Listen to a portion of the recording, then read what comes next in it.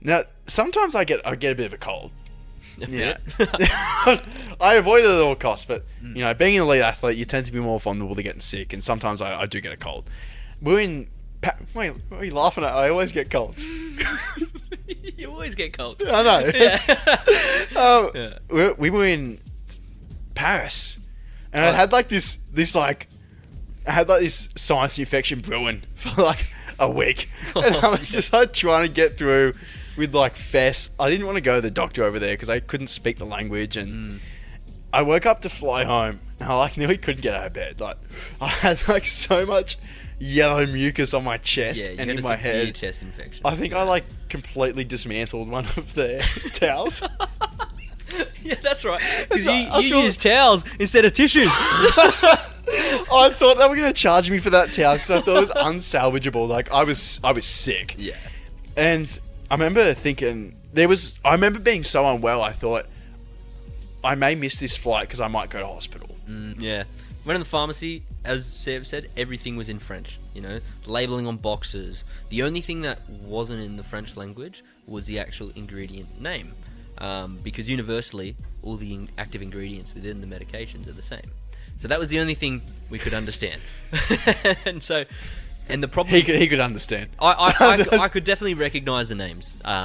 And the problem was, because of you're obviously an elite athlete, you get drug tested.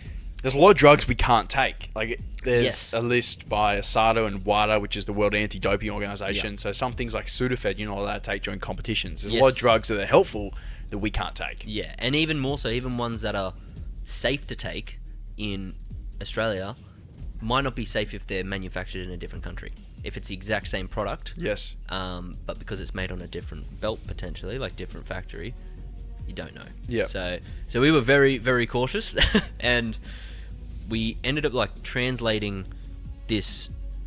There was a couple things we got, but one of them particularly was this chesty cough medicine, syrup, medicine, right? And it was all in French, and we got it. But you suggested that and like a few other things, and I brought it, and we went and sat down like the cafe in front of our Airbnb because we're being kicked out because we were flying home. Yep. And I was like dead. Yeah. And I'm like, Hamish, can you read it? I can't read.